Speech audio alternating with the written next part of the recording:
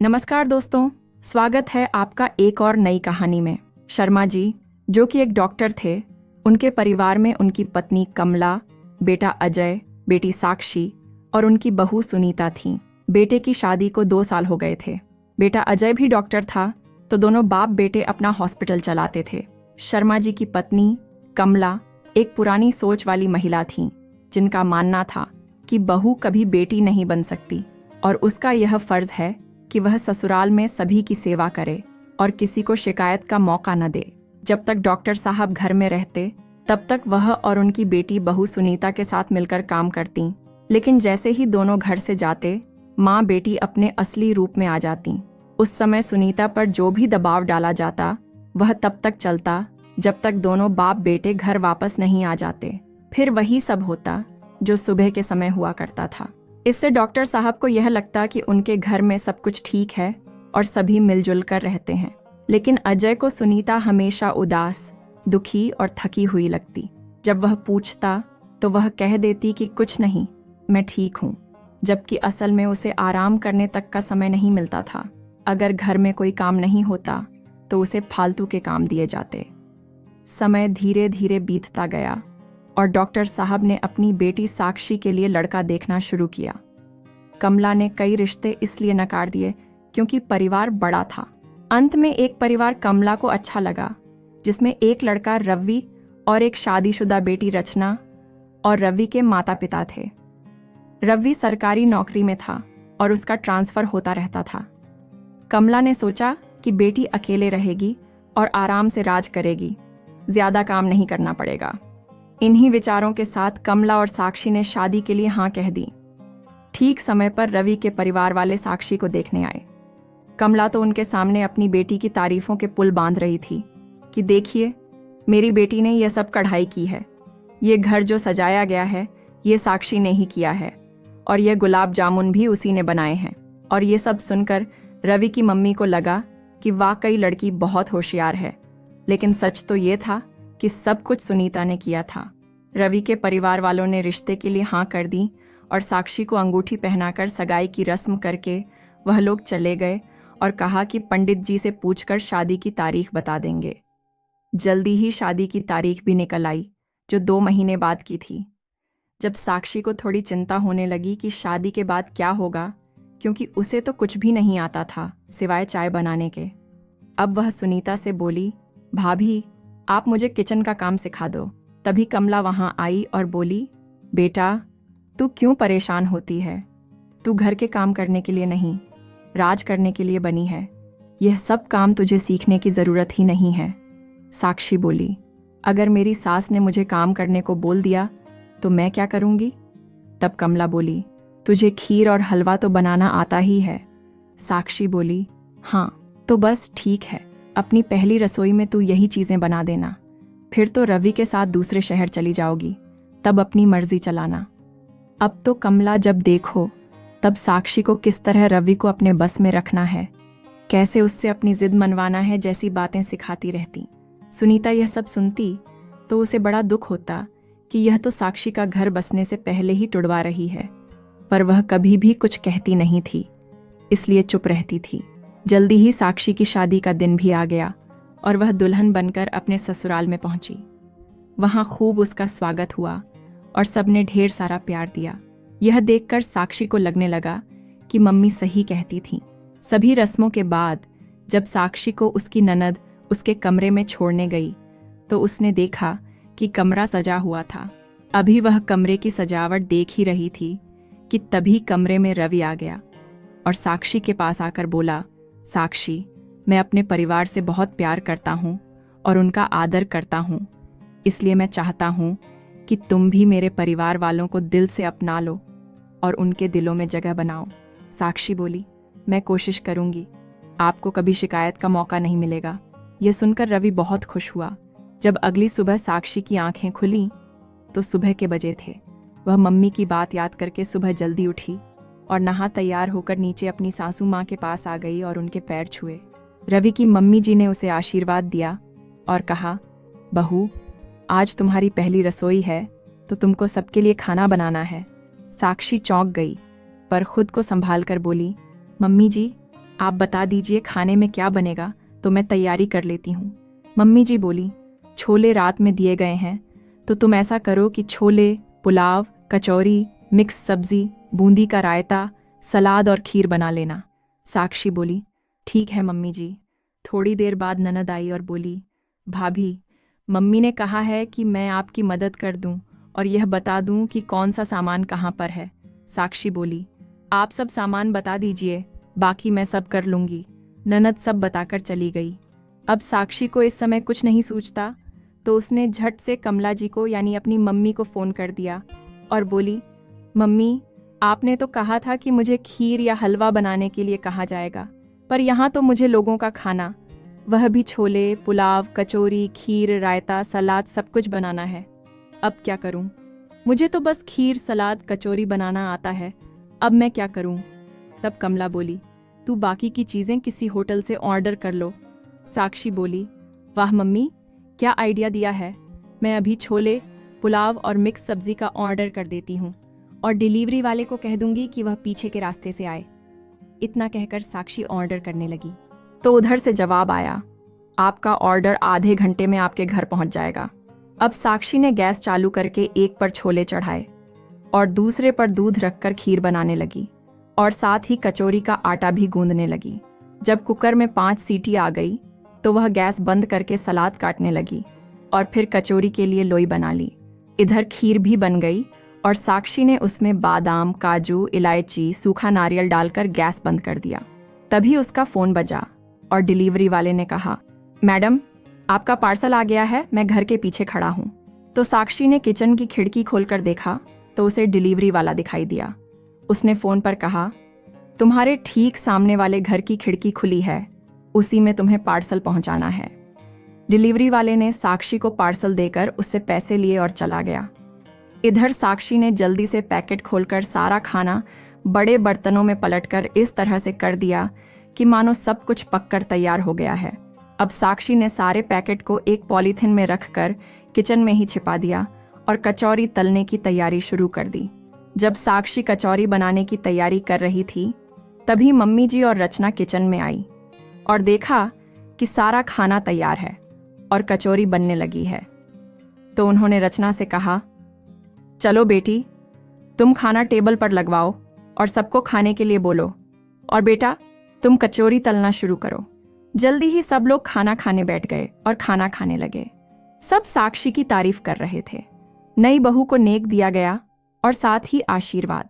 साक्षी अपनी चतुराई पर बहुत खुश थी।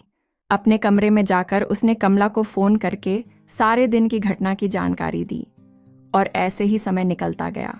अब साक्षी की शादी को 1 महीना हो गया था और सभी मेहमान भी जा चुके थे। साक्षी सुबह उठकर सबके लिए चाय बनाती और नाश्ता भी बना लेती।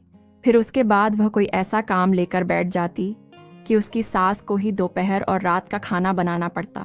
कभी वह पेट दर्द का या फिर बुखार का बहाना बनाकर अपने कमरे में ही लेटी रहती और मम्मी जी पहले की तरह घर के काम करती रहती।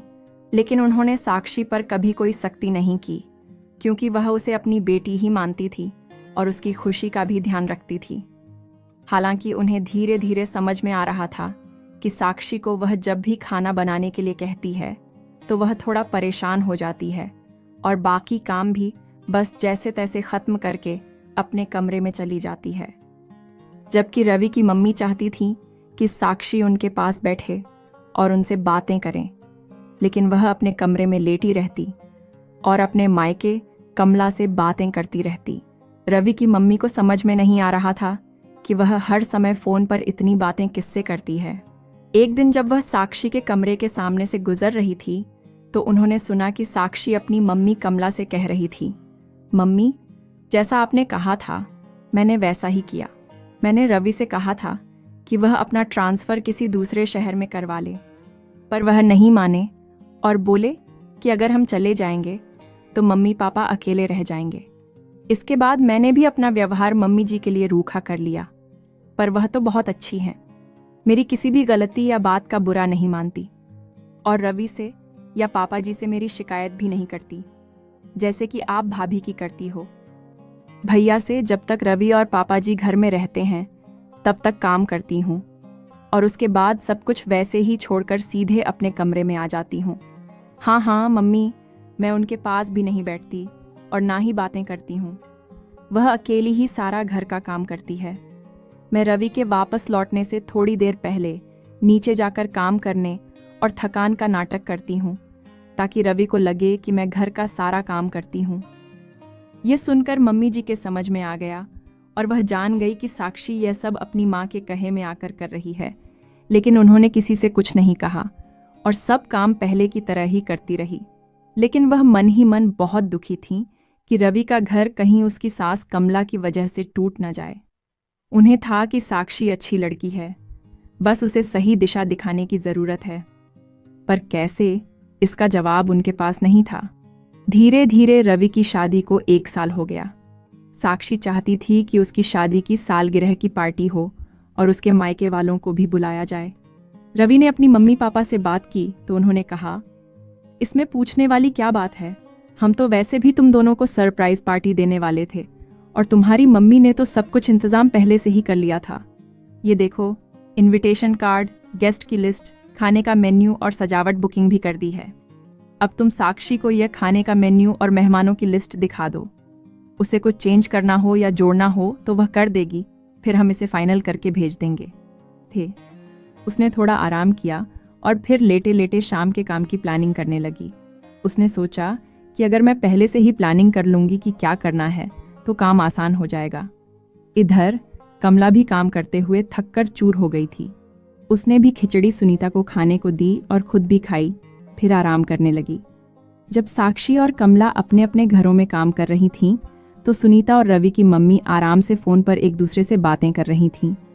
सुनीता बोली, मुझे बिल्कुल अच्छा नहीं लग रहा है कि मम्मी अकेले काम कर रही हैं। तो रवि की मम्मी बोली, क्या मुझे अच्छा लग रहा है साक्षी को सारा काम करते देख, लेकिन दोनों को सही रास्ते पर लाने के लिए ये सब कुछ दिन करना ही पड़ेगा। तब सुनीता बोली, आंटी जी, कितने दिन पेट दर्द का नाटक करूंगी, एक दिन मम्मी जी मुझे डॉक्टर के पास ले जाएगी। तो रवि की मम्मी बोली, तू उस समय शहर की लेडी डॉक्टर मिसेस श्रीवास्तव का नाम लेना, बाकी वह देख लेगी। सुनीता बोली, क्या मिसेस श्रीवास्तव आपको जानती हैं? तो रवि की मम्मी बोली, वह मेरी बहुत अच्छी सहेली है। मैंने अपनी योजना के बारे में उन्हें बता दिया है। वह तुम्हारी मदद कर देगी और तुम्हारे अंकल जी भी हमारी योजना जानते हैं। मैं कोई बात उनसे नहीं छुपाती, इन्हें बताकर ही मैंने यह योजना बनाई थी। तब सुनीता बोली, तो ठीक है, अब मुझे तसल्ली है। रवि की मम्मी बोली, मैं तो 2 हफ्ते तक बुखार का नाटक करूंगी और फिर देखती हूँ कि साक्षी में कितना बदलाव आता है। सुनीता बोली, ठीक है, जैसा आप और अंकल जी कहेंगे मैं वैसा ही करूंगी। तो रवि की माँ बोली, तुम अपने पति को सब कुछ बता क्यों नहीं देती? तो सुनीता बोली, आंटी जी, मैं माँ और बेटे के बीच दरार नहीं डालना चाहती। अगर उन्हें दीदी और मम्मी की सच्चाई बता देती तो उन्हें बड़ा दुख होता। तब उन्होंने कहा, तुम किसी तरह अजय को मेरे पास भेज दो, मैं उसे समझाऊं। सुनीता बोली, ठीक है, अब मैं फ़ोन रखती हूँ। इतना कहकर सुनीता ने फ़ोन रख दिया। करीब 1 हफ्ता हो गया। मम्मी जी को बुखार ठीक नहीं हो रहा था। कहाँ तो साक्षी ने सोचा था कि 1-2 दिन में मम्मी ठीक हो जाएगी। अब 1 हफ्ते से लगातार योजना बनाकर घर का काम करने से साक्षी को काम करने में आसानी होने लगी और काम में बिजी होने के कारण वह कमला से कम बात कर पाती थी। अगर कमला का फ़ोन आ भी जाता तो दोनों एक दूसरे का हालचाल पूछकर फ़ोन काट देती थीं। इधर कमला ने देखा कि सुनीता का पेट दर्द ठीक नहीं हो रहा है, तो उसने अजय से कहा, इसे किसी डॉक्टर को दिखा दो। तब अजय बोला, क्यों ना मैं सुनीता को डॉक्टर श्रीवास्तव को दिखा दूं, वह बहुत अच्छी डॉक्टर है। कमला बोली, किसी को भी दिखाओ, पर इसे जल्दी से ठीक करो। अजय सुनीता को लेकर मिसेस श्रीवास्तव के पास गया तो उन्होंने सुनीता का चेकअप करके बताया कि वह माँ बनने वाली है, लेकिन उसकी कंडीशन क्रिटिकल और बच्चे की ग्रोथ के लिए उसे पूरे समय रेस्ट करना होगा। तब कमला को पता चलता है कि सुनीता माँ बनने वाली है तो वह बहुत खुश हुई। और जब उसे यह पता चला कि डॉक्टर ने सुनीता को कमज़ोरी की वजह से और बच्चे की ग्रोथ के कारण पूरे समय आराम के लिए बोला है, तो वह परेशान हो गई कि मैं अकेले कैसे सब काम करूंगी। उसकी परेशानी को सुनीता समझ गई और बोली, मम्मी जी, आप परेशान ना हो, मैं धीरे धीरे आपके काम में मदद कर दूंगी। तब कमला बोली, नहीं रहने दो, मैं सब संभाल लूंगी। तब सुनीता ने अजय से कहकर दिन भर के लिए एक काम वाली का इंतजाम कर लिया और कमला से कहा, मम्मी जी, अगर आप कहें तो खाना बनाने वाली भी लगवा लेते हैं। आपको काम करते देखकर मुझे अच्छा नहीं लगता कि मैं आराम करूं और आप काम करें। तो कमला को सुनीता द्वारा अपनी चिंता करते देख अच्छा लगा, लेकिन फिर वह बोली, अभी मेरी उम्र ही क्या है, और अगर हाथ पैर ना चले तो बहुत सी बीमारी जकड़ लेती है। इसलिए तुम चिंता मत करो, खाना ही तो बनाना है, वह मैं कर लूंगी। और अब तो ऊपर के कामों के लिए तुम लोगों ने काम वाली लगा ही ली है, तो इससे मुझे बड़ी मदद मिल गई।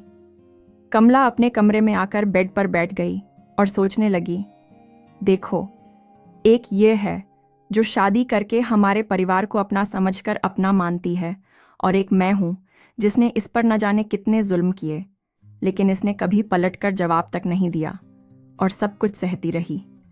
कभी मेरी शिकायत अजय से नहीं की। अगर यह चाहती तो अजय से कहकर अलग हो सकती थी, पर इसने ऐसा कुछ नहीं किया। और इधर मेरी बेटी साक्षी है, जो अजय की शादी से पहले मेरे साथ घर के किसी काम में मदद नहीं करती थी, और एक बार जब मैं बीमार पड़ी तो कैसे रो रो कर एक समय का खाना बनाती थी। गलती मेरी थी कि जो मैंने कभी साक्षी को काम करने को कहा नहीं और ना ही सीखने को कहा। जब वह खुद सुनीता से खाना बनाना सीखना चाहती थी तो मैंने ही उसे मना कर दिया था। वह तो थोड़ा बहुत काम चलाऊ खाना बनाना जानती है, वरना उसे आता ही क्या है। पता नहीं उसकी सास ने उसके साथ 1 साल कैसे गुजारा होगा। कमला को अब अपनी गलती का एहसास हो रहा था कि मैंने साक्षी को ससुराल में इस तरह एक होने की बजाय अलग होने का और सबका दिल जीतने की बजाय सबको दुखी करने की सलाह दी थी। आज सुनीता के इस व्यवहार ने मेरी आंखें खोल दी हैं। अब मैं अपनी बेटी को कभी गलत सलाह देकर उसका घर टूटने नहीं दूंगी। थोड़ी देर आराम करने के बाद कमला सुनीता के कमरे में गई और बड़े प्यार से उससे पूछा, बेटा, अगर तुम्हारा कुछ भी खाने का मन करे तो कहने में झिझकना नहीं। और हाँ, मैं आज ही तुम्हारे लिए मेवे वाला नमकीन और लड्डू बनाती हूँ, जो मेरी सास ने मुझे खिलाए थे जब अजय होने वाला था। सुनीता यह सुनकर हैरान रह गई कि मम्मी जी के व्यवहार को क्या हो गया। तभी कमला बोली, मुझे माफ़ करना बेटा, मैंने अपने रिश्तेदारों और पड़ोसियों के कहने में आकर तुम्हारे साथ गलत व्यवहार किया। सुनीता कमला का प्रयास देखकर समझ गई कि मम्मी को अपनी गलती का एहसास हो चुका है और अब वह बदल गई हैं, तो मुझे इन्हें अपनी योजना बता देनी चाहिए। मगर फिर सुनीता ने सोचा, पहले आंटी जी की सलाह लेती हूँ। तब सुनीता बोली, मम्मी जी, मुझे पकोड़ा खाने और चाय पीने का मन है। तो कमला बोली, अच्छा ठीक है, मैं अभी बनाकर लाती हूँ। इतना कहकर कमला किचन में चली गई और इधर सुनीता ने फौरन आंटी जी को फ़ोन किया और पिछले 2 दिन की सारी बातें बता दी। तब साक्षी की सास बोली, सुनीता, पहली बात, तुम माँ नहीं बनने वाली हो। मैंने ही डॉक्टर सहेली को कहा था कि जब सुनीता आए तो उसे यही बात कहना। तब सुनीता बोली, लेकिन आंटी जी, वह चेकअप तो उन्होंने कहा था कि वह अजय को दिखाने के लिए किया था। लेकिन सुनीता परेशान होकर बोली, आंटी जी, मैंने जब खुद अपना प्रेगनेंसी टेस्ट किया तो वह टेस्ट पॉजिटिव था और मैं अजय को यह खुशखबरी सुनाना चाहती थी, लेकिन हम सब पार्टी में आपके घर आ गए और फिर वहां आपने अपनी योजना बताई तो मैं इन सब के कारण अजय को बताना ही भूल गई थी। यह सुनकर साक्षी की सास बोली, तुम एक बार फिर से टेस्ट करो। तो सुनीता बोली, जब मैं डॉक्टर के यहाँ से आई थी तो घर आकर मैंने टेस्ट किया तो वह भी पॉजिटिव आया। तो आंटी जी एकदम खुश हो गईं और बोली, ये तो बड़ी अच्छी खबर है। लेकिन सुनीता, एक बात तो है कि तुम्हारी सास को अब अपनी गलती का पछतावा सच में हो रहा है। मुझे लगता है मुझे अपनी योजना खत्म कर देनी चाहिए। तो सुनीता बोली, आंटी जी, मम्मी तो अपनी गलती समझ गई हैं और उनका व्यवहार भी बदल गया है, लेकिन अभी दीदी को बदलना ज़रूरी है। तब साक्षी की सास बोली, अरे, मैं तो यह भूल ही गई कि मुझे साक्षी को सही रास्ते पर लाना है। अच्छा, तुम अपना ख्याल रखना और एक बार फिर से मेरी डॉक्टर सहेली के पास चली जाना। मैं उसे फ़ोन पर बात कर बता दूंगी और तुम्हारा ठीक से चेकअप करेगी। सुनीता बोली, ठीक है, पर आप मुझसे फ़ोन पर बात ज़रूर करना। इतना कहकर सुनीता ने फ़ोन रख दिया। उसने सोचा, जिस दिन साक्षी दीदी का व्यवहार ठीक हो जाएगा, वह दिन मेरे लिए सबसे बड़ा दिन होगा और मैं इस योजना के बारे में किसी को नहीं बताऊंगी। तब तक कमला पकौड़े, चाय, साथ में खट्टी मीठी 2 तरीके की चटनी भी बनाकर ले आई। तब सुनीता और कमला ने पहली बार एक साथ बैठकर चाय पी और पकौड़े खाए थे। उधर साक्षी को घर में काम करते हुए 1 हफ्ता हो गया था और इस बीच उसने कमला को जब भी फ़ोन किया, दोनों ने एक दूसरे का हालचाल पूछकर फ़ोन रख दिया था। अब साक्षी को भी सारे समय खाली बैठना अच्छा नहीं लगता था। उसने अब प्लानिंग बनाकर काम करना सीख लिया था और इस वजह से वह घर का सारा काम बड़ी सरलता से पूरा कर लेती थी। इधर सुनीता ने एक दिन कमला से कहा, मम्मी, अब मुझे बिस्तर पर आराम करते कितने दिन हो गए हैं। मैं सोच रही हूँ कि एक बार फिर से आपके साथ डॉक्टर को दिखा दूँ ताकि वह हमें बच्चे की प्रोग्रेस के बारे में ठीक से बता सके। कमला को बड़ा अच्छा लगा कि सुनीता को अपने बच्चे की कितनी परवाह है, इसलिए उसने कहा, ठीक है, तुम डॉक्टर की अपॉइंटमेंट ले लो और आज हम दोपहर में चलेंगे। दोपहर को कमला सुनीता के साथ डॉक्टर क्लिनिक पहुंची और सुनीता का चेकअप करने को कहा। अब की बार डॉक्टर के यहाँ जाने से पहले सुनीता ने रवि की मम्मी को फ़ोन कर दिया था और उन्होंने अपनी सहेली डॉक्टर को फ़ोन करके बता दिया कि इस बार ठीक से चेकअप करना। जब डॉक्टर ने सुनीता का चेकअप किया तो वह सच में प्रेग्नेंट थी। डॉक्टर ने कमला को बधाई देते हुए कहा, आप दादी बनने वाली हैं, लेकिन आपको सुनीता का बहुत ध्यान रखना होगा क्योंकि यह और इसका होने वाला बच्चा कमज़ोर है, इसलिए आप सुनीता के खाने पीने का बहुत ध्यान रखें। और हाँ, सुनीता को सिर्फ आराम ही नहीं बल्कि थोड़ा बहुत घर का काम भी करना होगा ताकि डिलीवरी में कोई परेशानी नहीं आए। और आप हर महीने रूटीन चेकअप ज़रूर करवाना। इतनी सलाह देने के बाद डॉक्टर चुप हो गए। तब कमला डॉक्टर को थैंक्स कहकर सुनीता को साथ लेकर घर आ गई। वह रास्ते में फल भी लेती आई थी। घर आकर उसने कपड़े बदले और फिर फल काटकर सुनीता को खाने को दिए। अब सुनीता भी कमला के साथ घर के कामों में मदद करने लगी थी। घर के काम करके दोनों होने वाले बच्चे के लिए कपड़े और अन्य ज़रूरी सामान बनाती थीं। साथ ही कमला सुनीता को पुरानी बातें बताती कि किस तरह उसने अजय के जन्म के समय यह सब बनाया था। इस तरह दोनों एक दूसरे के करीब आ रही थीं। कमला ने डॉक्टर के यहाँ से आने के बाद साक्षी को खुशखबरी दी कि तुम बुआ बनने वाली हो। यह सुनकर साक्षी खुशी से झूम उठी और फ़ोन पर ही सुनीता से बातें करने लगी। आज पहली बार सुनीता और साक्षी फ़ोन पर बातें कर रही थीं। साक्षी बोली, भाभी कैसी हो और आपको कैसा महसूस हो रहा है? तब सुनीता बोली, तुम तो आई नहीं, जब आओगी तब बताऊंगी। इस पर साक्षी बोली, यह मम्मी जी से पूछकर जल्दी आपसे मिलने आती हूँ। जब साक्षी ने अपनी सास को यह बात बताई तो सास बहुत खुश हुई और वह साक्षी के उत्साह को देखते हुए बोली, बेटी, तुम्हारे घर इतनी बड़ी खुशी आने वाली है तो तुम आज शाम को ही रवि के साथ अपने मायके चली जाओ। तब साक्षी बोली, नहीं मम्मी जी, मैं आपके साथ जाऊंगी। जब साक्षी इतना जोर देने लगी तो वह चलने को तैयार हो गई। फिर अगले दिन दोनों जल्दी ही सुनीता के घर निकल गई। जाने से पहले साक्षी ने कमला को फ़ोन कर दिया तो कमला ने सब तैयारी कर ली थी। जब साक्षी और उसकी सास सुनीता के घर पहुंचे तो कमला ने रवि की मम्मी का खूब आदर सत्कार किया। कुछ समय बीतने के बाद सुनीता ने एक प्यारी सी बेटी को जन्म दिया। सब बहुत खुश थे, पर एक खुशखबरी और भी थी कि साक्षी माँ बनने वाली थी। सब बहुत प्रसन्न थे, खास तौर पर कमला और सुनीता, क्योंकि साक्षी का घर टूटा नहीं बल्कि बस गया था और उसने ससुराल में सबका दिल भी जीत लिया था। यह सब सुनीता और रवि की मम्मी जी के कारण संभव हो पाया था कि कमला और साक्षी को अपनी गलती का एहसास जो हो गया था। वह कहते हैं ना कि अंत भला तो सब भला। अब दोनों परिवारों में कोई गलत फहमी की दीवार नहीं थी और दोनों घरों में खुशियों ने अपना घर बना लिया था। तो दोस्तों, आपको यह कहानी कैसी लगी? कमेंट करके ज़रूर बताएं। कहानी अच्छी लगी हो तो प्लीज़ वीडियो को लाइक करें, शेयर करें और हमारे चैनल को सब्सक्राइब ज़रूर करें। धन्यवाद।